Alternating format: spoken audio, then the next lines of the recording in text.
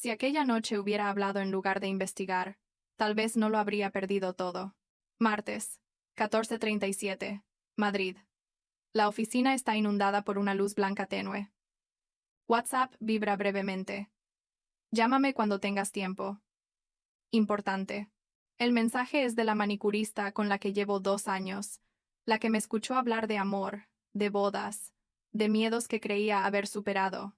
Antes de que pueda pulsar el botón de llamada, aparecen 5 capturas de pantalla. Se me acelera el corazón y luego se me cae a pedazos.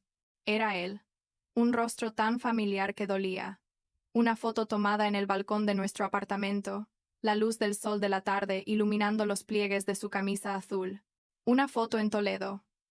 La pared de piedra amarilla detrás de él.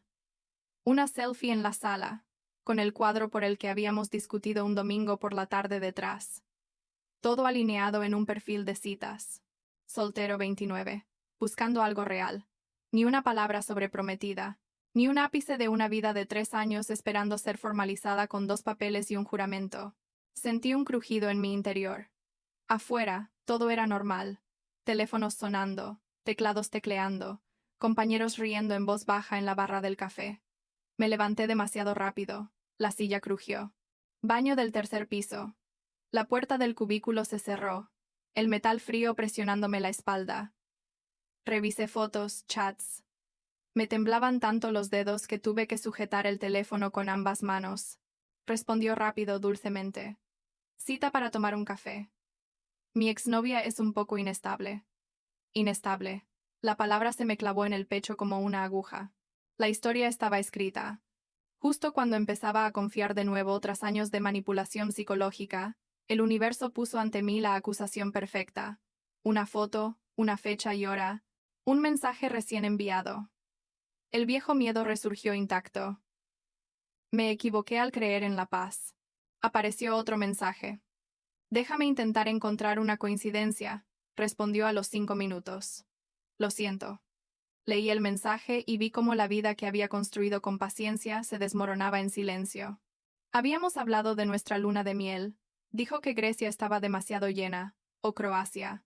Habíamos comprado sillas de comedor en oferta. Recordaba que no me gustaba el cilantro, y que siempre pedía croquetas extra cuando estaba triste. ¿Cómo encajaban estas pequeñas cosas con soltero, 29? Pedí salir antes, diciendo que me dolía la cabeza. En el tren de cercanías, la ciudad se desvanecía tras los cristales. Cada estación como un hito en mi vida. La primera vez que me tomó de la mano bajo la lluvia en la Gran Vía. La primera vez que se quedó dormido en el cine. La primera vez que me dijo: siempre estarás en mi cuadro. Llegué primero a casa, de pie en medio del salón, donde me tomé el selfie de la foto. Todo seguía igual. Lo único que fallaba era lo que no podía ver. La confianza. El teléfono vibró de nuevo. Más fotos, nuevos mensajes. Me invitó a un café junto al río el viernes. Miré el reloj. 3 días. Una voz en mi cabeza susurró: pregunta. Deja el teléfono y pregunta. Otra voz respondió: no seas ingenua. La última vez me hizo dudar de él y le pregunté. Tergiversó mis palabras hasta que me disculpé. He aprendido que, a veces, el diálogo es el camino más corto para contentar y olvidar la verdad. Y fue entonces cuando cometí mi mayor error. Elegí la investigación en lugar del diálogo. Esa noche, llegó a casa a las 6:15 p.m., agitando las llaves y preguntando con naturalidad cómo le había ido en el trabajo. Sonreí como si fuera una máscara. En mi bolsillo el teléfono vibró en silencio. Un nuevo mensaje de él a otra mujer. Existían 2 versiones de él al mismo tiempo. Una que ponía una botella de vino en la mesa y me preguntaba qué quería ver en Netflix. Otra que le escribía: viernes, 7 p.m., café primero, a una desconocida en una aplicación de color rojo brillante. Estaba atrapada entre 2 universos, y en lugar de unirlos con una pregunta amable, decidí ser yo quien juzgara. Si aquella noche hubiera dicho: tenemos que hablar, quizá ahí habría terminado todo. Pero no lo hice. Me adentré en los 3 días más largos de mi vida, directo a la trampa que yo mismo había tendido. Y así es como comienza. Con una vibración de mensaje de texto. un perfil soltero y la elección equivocada entre el amor y el miedo. A continuación, les contaré cómo me preparé para atrapar. 3 emboscadas, 3 fracasos, y el precio de la sospecha cuando se disfraza de justicia. Decidí investigar. Y la sospecha, revestida con el manto de la justicia, resulta muy convincente. Primera vez. Riverside Café viernes por la noche. 19 set. Un mensaje de él lo confirma. Estoy sentada en el coche con mi mejor amiga, aparcados justo 2 filas por la ventana. Me sudan las manos a pesar de que Madrid todavía está frío ese mes. Dentro, la mujer de la cita está sentada junto a la ventana, con el pelo recogido en una coleta baja, hojeando la carta. 19:05, 19:10. El teléfono vibra. Perdona, emergencia en la oficina. 1 minuto después suena mi teléfono. Su voz está tensa, como si acabara de subir corriendo las escaleras. Me ha llamado un cliente importante. Tengo que ir a la oficina inmediatamente. Sé que no está bien cancelar los viernes por la noche. Cuelgo con un sabor amargo en la boca. Mi mejor amiga abre el mapa. Su oficina está a 10 minutos. Ve, me dice. El aparcamiento subterráneo del edificio. Vimos el coche de siempre. A las 19:35 pasó corriendo por el torniquete, con la mano aún pegada a la oreja. Vi una figura dolorosamente familiar. Cuando tenía algo que hacer, solía fruncir el ceño y caminar deprisa, como si alguien lo arrastrara. 20 minutos después, las luces del último piso brillaban con intensidad. Quería creerlo. Pero el miedo susurró. Quienes saben esconderse bien siempre tienen pruebas que parecen muy reales. De regreso, volví a abrir la captura de pantalla. La hora, el punto verde, indicaba que estaba en línea. 2 mundos coincidían, al mismo tiempo. Segunda vez. Bar del hotel, martes por la noche. 20 set. Un lugar tranquilo cerca de Manzanares. Alquilo otro coche y me siento a observar desde el aparcamiento de enfrente. 19:50. Ella me escribe. Estoy en el bar. 19:58. Me llama. Su voz ronca y entrecortada. Tengo náuseas y un dolor de cabeza terrible. Me quedo en casa esta noche. Miro al otro lado del río. El agua está negra como un espejo. Algo dentro de mí se desgarra. Conduzco hasta casa. La puerta está entreabierta. Está acurrucado en la cama, con una toalla en la frente. La habitación está oscura. La ventana abierta para que entre la brisa. Has llegado pronto, susurra. Me quedo de pie en el umbral, entre la oscuridad y la luz del pasillo. La compasión me atrae. La sospecha me retrae. Los dolores de cabeza se pueden fingir. Me tiende la mano. No la tomo. Esa noche, lo oigo respirar con regularidad, mientras miro fijamente al techo. La sospecha siempre está presente. A la mañana siguiente, comencé mi investigación. Revisé calendarios. Comprobé su ubicación. Revisé el registro de llamadas cuando dejaba el móvil sobre la mesa. Nada de aplicaciones de citas. Nada de nombres extraños. Un itinerario sencillo. Oficina. Gimnasio. Supermercado. Casa. Todo encajaba. Demasiado. Tomé notas en una libreta. Fecha, hora, lugar. No para limpiar su nombre, sino para encontrar una escapatoria. Quería la verdad, pero en realidad, quería que la verdad confirmara mis temores. Tercera vez.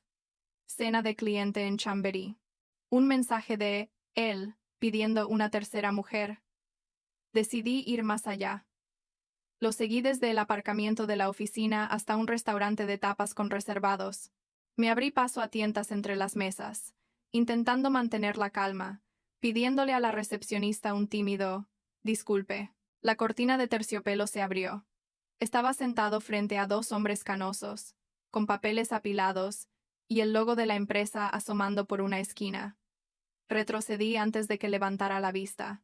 En la barra, junto a la parrilla de carbón, el olor a aceitunas y ajo impregnado en mi pelo. El camarero pasó con un plato de croquetas recién fritas. Lo mismo que siempre me pedía en los días malos. Suspiré. Lo que vi. Una reunión. Lo que creí. Una obra de teatro bien montada. Esa noche, extendí la cronología sobre la mesa como si fuera la escena de un crimen. Mensaje de citas enviado a las 18:12. Estacionamiento de registro 18:27. La cuenta de la cena se imprimió a las 21:04. Tomé una foto en secreto en el mostrador. El horario de la reunión que compartió con el equipo a las 16:30, una captura de pantalla de Slack que su colega publicó anteriormente en el grupo compartido. Todo tenía sentido. Y era esa lógica la que me volvía loco. Porque si era tan convincente, entonces solo había dos posibilidades. O yo estaba equivocado, o él era tan bueno que podía vivir dos vidas a la vez. No dormí esa noche. Me di cuenta de que me estaba convirtiendo en la peor versión de mí misma. Quisquillosa, controladora, buscando pistas. Sabía que me estaba autodestruyendo, pero parar significaba creer, y ya no tenía fuerzas para creer. A la mañana siguiente, llegué al trabajo con los ojos hinchados. Mi jefe me preguntó, ¿estás bien? Asentí. Mi boca mentía mejor que mi corazón. El precio de la sospecha no era solo tiempo y gasolina, era libertad interior. Ya no era la amante, era la centinela de la puerta cerrada. Cada uno de sus pequeños gestos, recordarme que desayunara, colocar la pastilla para el dolor de cabeza junto a mi vaso de agua, se convirtió de repente en doble prueba. ¿Amor o disfraz?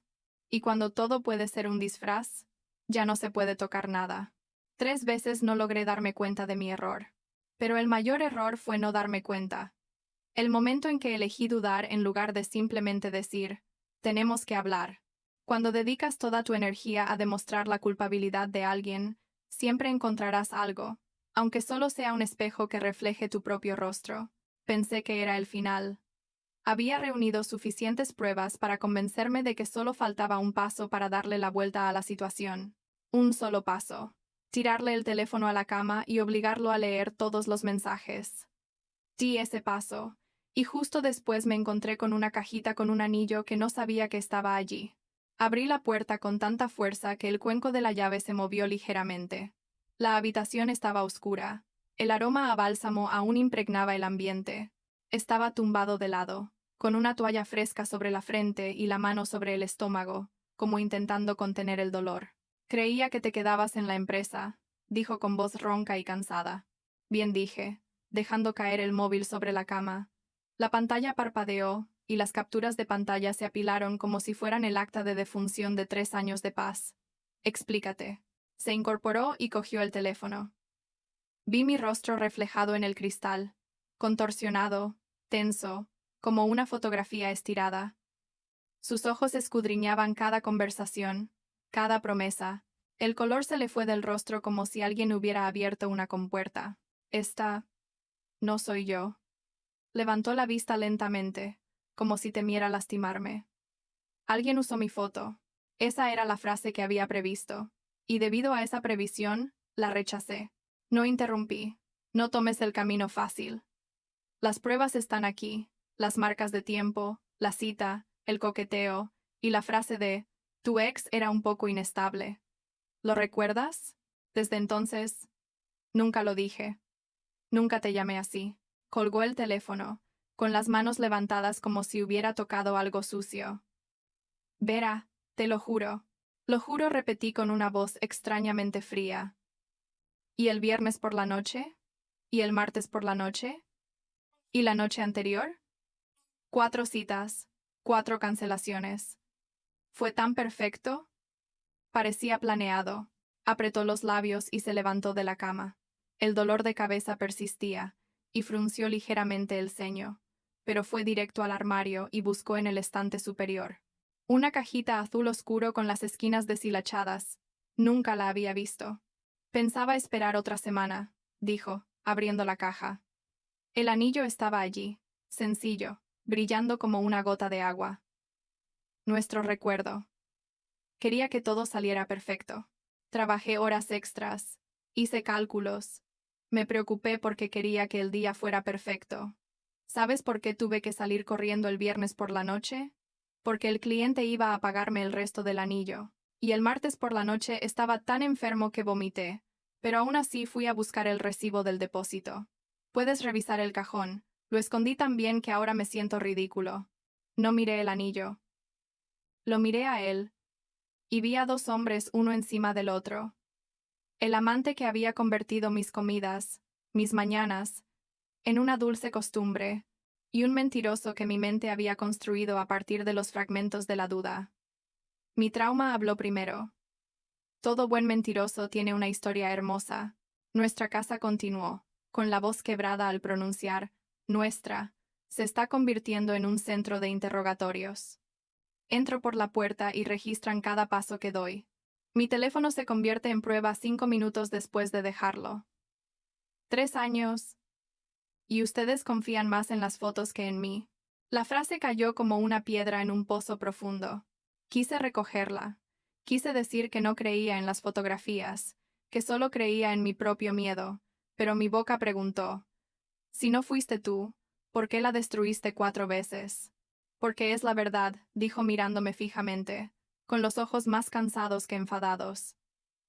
La verdad no significa nada cuando te has creado una imagen distorsionada de mí. ¿Dónde estoy? ¿Con quién estoy? ¿Qué hago? Todo es interpretable. No tengo ninguna posibilidad de ganar esta discusión, porque las reglas las pone tu miedo. Sentía que la piel se me desprendía, como si al tocarme fuera a quebrarme. Pero por miedo a quebrarme, me alejé. No puedo proponerle matrimonio a alguien que me ve como sospechoso, dijo, cerrando la caja del anillo, cuyo clic seco resonó en la habitación.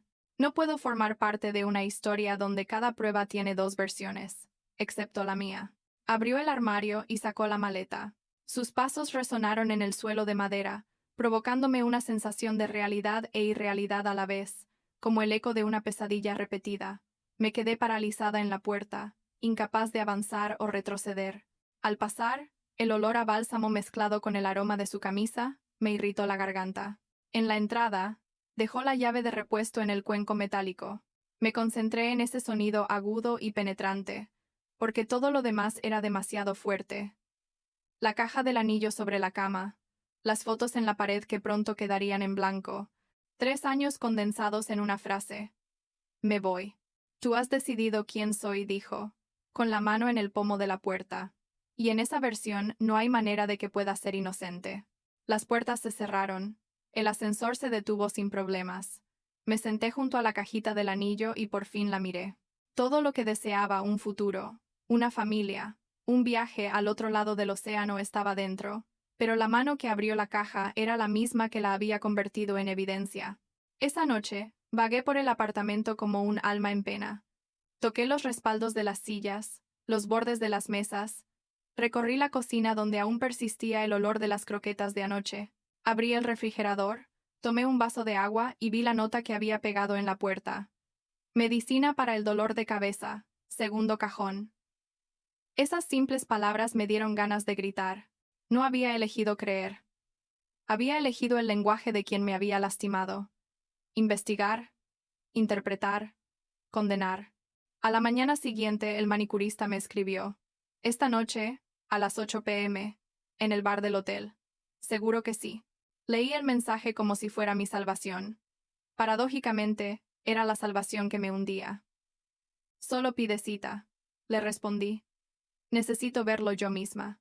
No sabía que la justicia estaba por llegar, pero no a través del juicio que había imaginado en mi cabeza, sino a través de un teléfono desbloqueado en un salón de uñas, donde la verdad se deslizaría de su suave envoltura y dejaría una herida que nunca podría ser reparada. La justicia no provino del juicio que había construido en mi cabeza, sino de un pequeño descuido. Una pantalla desbloqueada. 2 semanas después de la noche en que se cerró la caja del anillo, pedí cita para hacerme la manicura en otro salón del barrio de al lado, incapaz de volver al mismo.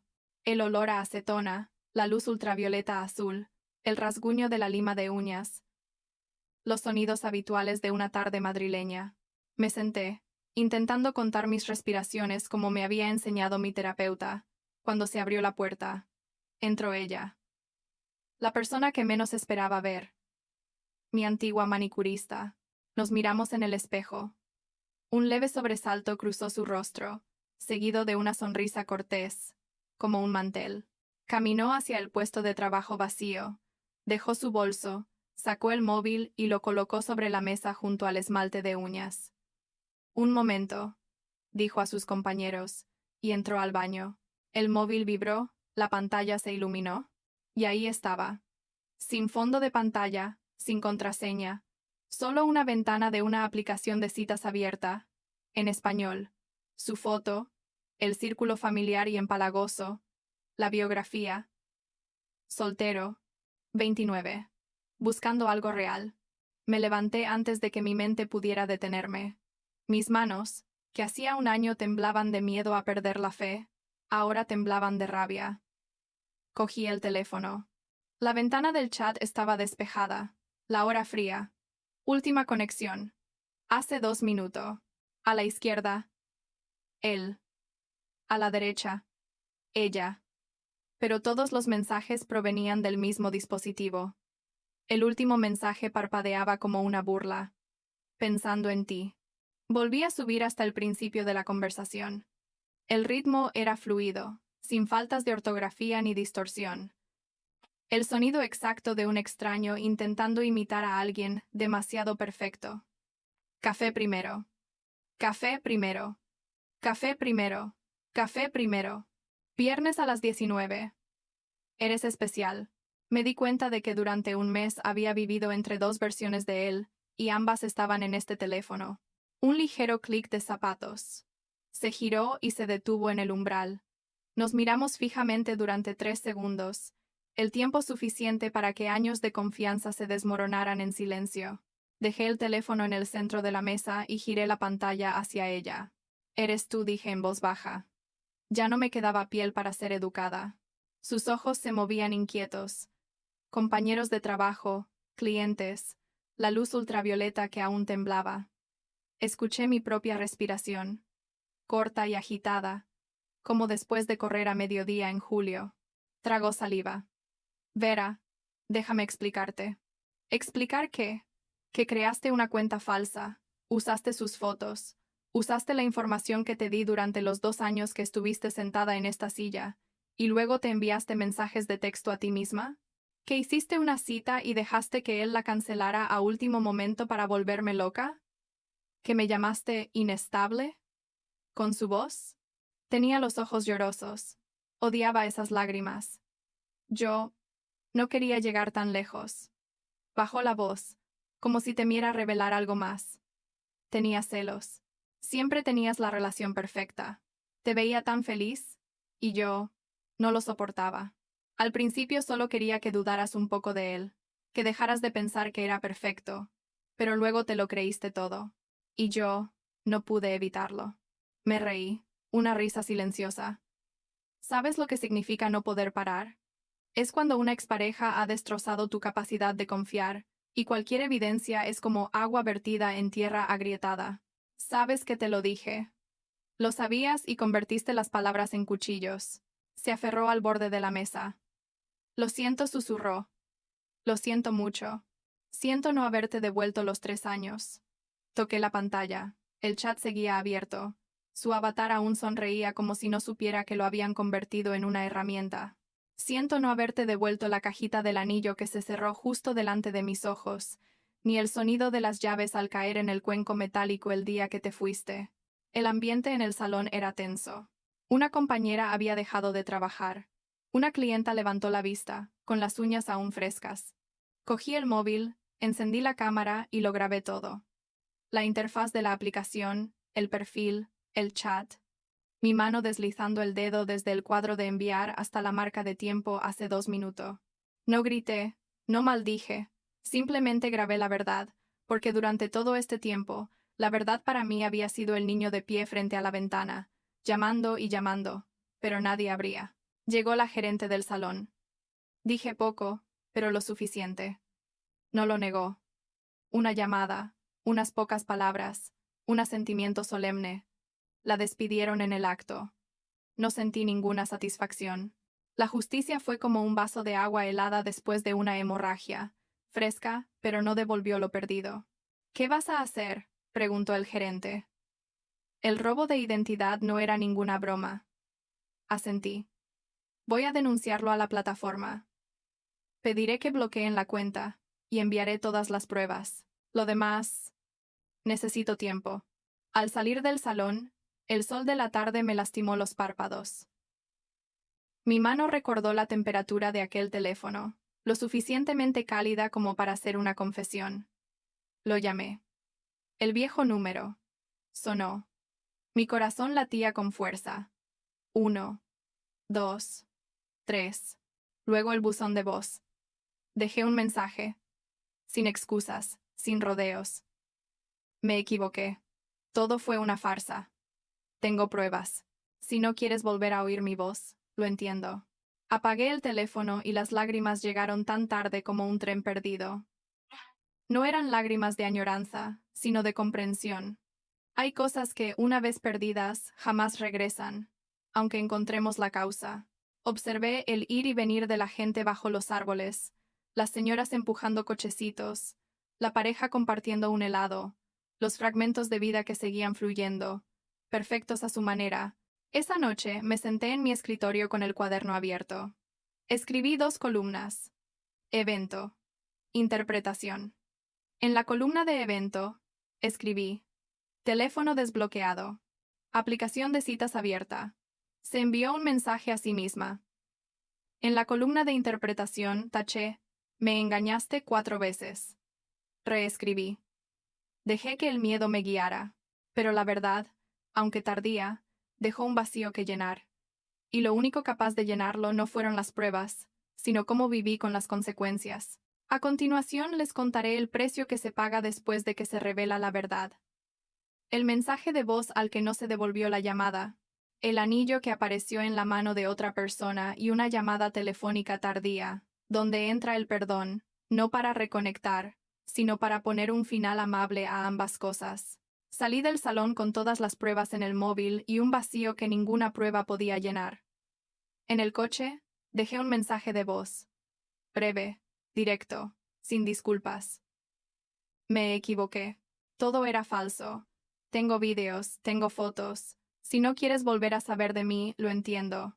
El teléfono quedó en silencio. Un silencio sepulcral, como si la ciudad, en plena hora punta, hubiera contenido la respiración de repente.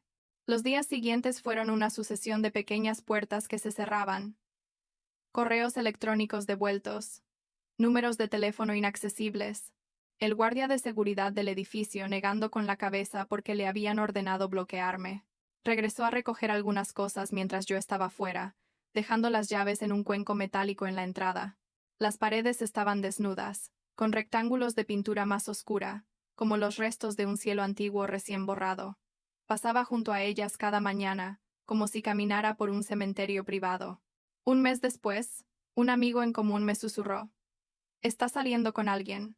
Al mes siguiente, la publicación de otra persona en redes sociales me llamó la atención antes de que pudiera fijarme. El anillo en la caja que había estado en mi cama, ahora en el dedo de otra persona. Se me encendió la bombilla, y enseguida se apagó. No estaba celosa de la chica. Estaba celosa de la versión de mí misma, que había perdido en el momento en que decidí dudar.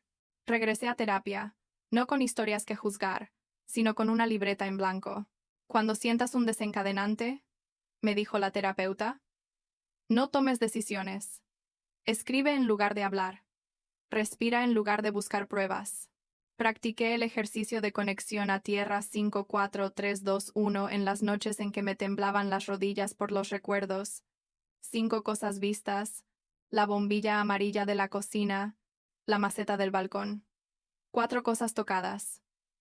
La mesa de madera. El asa de una taza. 3 sonidos. El autobús.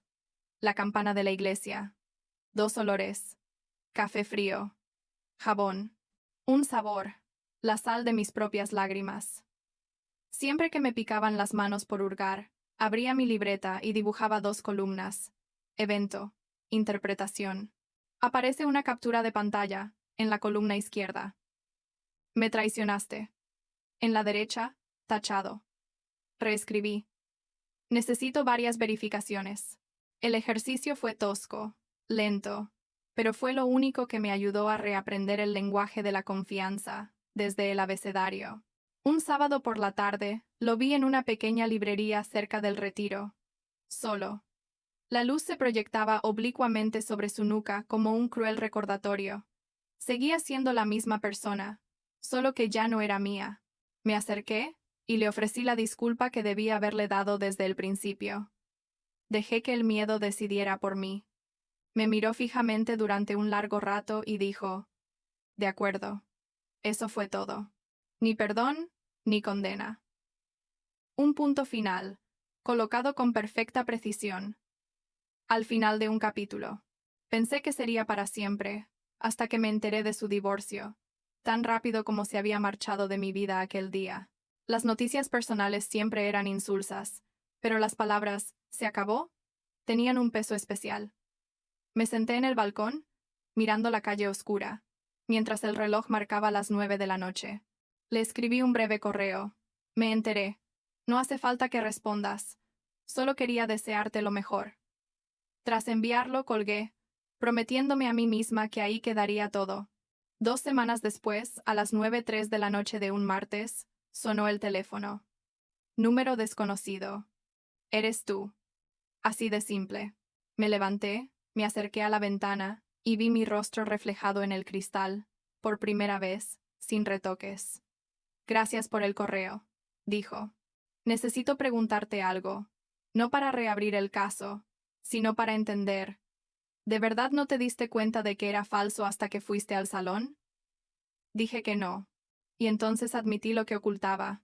Creíste algo que confirmó tus peores temores. El otro al otro lado suspiró. Lo entiendo, dijo con voz débil. Yo hice lo mismo, relató. Su exmujer afirmó estar embarazada a los 2 meses de boda, y luego dijo haber sufrido un aborto espontáneo. Lloró. Faltó al trabajo. Fue a terapia. Sufrió. Se culpó a sí mismo. Nunca estuvo embarazada, concluyó con voz silenciosa. Lo creí porque quise, porque tenía miedo de afrontar la verdad. Estábamos en balcones distintos de la misma ciudad, reconociendo que nos habíamos dejado llevar por algo más fuerte que la razón, la esperanza y el miedo. Te perdono, dijo tras una pausa. No pude contener las lágrimas. El perdón no es la llave para reabrir una vieja puerta, es una lección para pronunciar el nombre de la herida. Gracias, susurré. Pero... ¿ay? No, me interrumpió con suavidad, con amabilidad. Se ha roto demasiado. Sus palabras fueron como escalones, dolorosos al pisarlos, pero firmes. Después de la llamada, mi apartamento se sintió tan pequeño como la palma de mi mano. Seguro. Preparé té, abrí mi cuaderno y añadí una línea en la columna de evento. Llamó y perdonó. La columna de interpretación, al otro lado, no necesitaba palabras. Comprendí. Hay puertas que deben cerrarse para que, algún día, otra pueda abrirse sin ser arrastrada por el pasado. Continué la terapia. Aprendí a poner límites. Si algún día volvían las dudas, lo diría antes de buscarlas. Aprendí la regla de las 24 horas. Nada de mensajes cuando mi corazón se aceleraba por la razón. Aprendí a decir, necesito 20 minutos para hablar esta noche, en lugar de pedir ayuda a otra persona. No me convertí en la heroína de la historia. Simplemente dejé de sabotearme a mí misma. Hay errores que solo se pueden saldar con el tiempo. Hay lecciones que solo se aprenden cuando la pérdida es lo suficientemente profunda. He terminado el capítulo, investigación en lugar de diálogo. En el próximo capítulo, quiero aprender a mantener vivo el amor con la verdad, no con pruebas. Y aquí es donde la historia da un giro, de la confesión a la práctica. A continuación, les dejo una pequeña guía, un método de 5 pasos para comunicar primero, verificar después, que me hubiera gustado tener a las 14:37, porque si alguien como yo pudo aprender a confiar de nuevo, ustedes también pueden. El perdón no vuelve a abrir la puerta vieja, simplemente enciende la luz para que pueda ver con claridad qué me llevó a derrumbarme. Desde ese momento, elegí un principio sencillo pero difícil de poner en práctica. Comunicar antes de investigar. Comunicar primero, luego verificar. No por ingenuidad, sino porque comprendí. Cuando el miedo se apodera de uno, cualquier evidencia puede interpretarse de la peor manera posible. Esto es mapa de 5 pasos que me hubiera gustado tener a las 14:37 de aquel día. Puedes anotarlo, pegarlo en la nevera o guardarlo en las notas del móvil. Cada paso tiene una palabra clave en español. Para recordarte que el lenguaje de la calma se puede aprender. Uno pregunte directamente. A tiempo. ¿Hablamos hoy? ¿Esta noche? No consultes con terceros. No hagas cálculos aproximados. No dejes que tu imaginación dicte el guión. Programa una conversación de 20 minutos con 2 reglas. Sin interrupciones, sin conclusiones prematuras. Por ejemplo, he recibido algo que me preocupa. ¿Hablamos esta noche? Quiero entender. No adivinar. Cuando eliges el diálogo, te estás diciendo a ti mismo: merezco la verdad, no la hipótesis. 2. Verificación multifuente, al menos. Verificación, no persecución. Verificar para aclarar. No lo son cazar según el miedo. Solo usar 2 son suficientes las fuentes independientes. A. Hallar la imagen inversa. B. Una demostración sistema registro. Correo electrónico. Calendario. Si las 2 fuentes entran en conflicto, pausa clave. Verifique que sea el freno, no el acelerador. 3. Regla de las 24 horas. Pausa antes de decidir. Cuando el corazón late más rápido que la razón, demora en la decisión de 24 horas durante esas 24 horas. En lugar de rebuscar, respira. 5, 4, 3, 2, 1, 5 cosas vistas. 4 cosas tocadas. 3 sonidos. 2 olores. 1 sabor. Escribe. Evento. Interpretación. Escríbelo. Fírmalo solo cuando te hayas calmado. Retrasarlo no hace que la verdad desaparezca, solo te hace más justo. Está. Fronteras seguras. Límites claros. Dejemos claros los límites, antes en tiempos de crisis. Por ejemplo, si veo un perfil de citas con tu foto, te lo diré enseguida y lo revisaremos juntos. Si no cooperas, eso marcará un límite. Los límites no son amenazas. Los límites son compromisos de protección. Ambos por un mal guión. 5. Si sospechas de bagre, falso. Denunciar, no dramatizar. Denuncia. Guardar pruebas. Origen. Captura de pantalla. Marca de tiempo clara. Pero evite la confrontación pública que pueda perjudicar a personas inocentes. Si necesita pedir ayuda a una tercera persona, elija personas sin conflicto de interés, un amigo mutuo de confianza, no alguien que haya estado alguna vez insatisfecho o celoso. Se toman todas las medidas necesarias para proteger verdad, no para calmar la ira. No escribo esto desde la perspectiva de alguien que tiene razón, sino desde la de alguien que estaba dolorosamente equivocado. Y aprendí que el trauma explica el comportamiento, pero no justifica las decisiones. Antes, elegía la investigación para protegerme. De hecho, estaba destruyendo aquello que quería proteger. Ahora, cuando me siento inseguro, me recuerdo una frase corta. Habla primero. Dilo primero. Luego verifica si es necesario. Si te encuentras en la misma encrucijada que yo, dolor a un lado y un ser querido al otro, detente. Habla. Deja que la verdad entre en la habitación antes de convertirla en un interrogatorio. La respuesta puede doler, pero te prometo que el dolor de verdad siempre sana más rápido que el dolor por qué hipótesis. Tu CTA. Llamada a la acción clara. Por favor, comenta. ¿En qué momento estuviste a punto de dejar que el miedo te dominara? Escribe tu propia frase con límites. En español a continuación, por ejemplo. Si me siento insegura, hablaré contigo antes de mirar tu teléfono. Tan solo una frase, pero un salvavidas para la próxima crisis. Si esta historia te conmueve, suscríbete para recibir parte 2. Lista de verificación. Contra la suplantación de identidad. Catfish en la vida cotidiana. Pasos específicos. Ejemplos de mensajes y cómo guardar evidencia sin invadir la privacidad. No puedo recuperar el anillo. No puedo recuperar los 3 años. No puedo retroceder las 14:37 de ese día, pero puedo recuperarlo. Opciones. Opta por hablar en lugar de indagar, por la confianza condicional en lugar de la duda incondicional, por la madurez en lugar de tener razón a toda costa. Si algún día tú también tienes que elegir, espero que elijas lo que yo aprendí demasiado tarde: comunicar antes de investigar.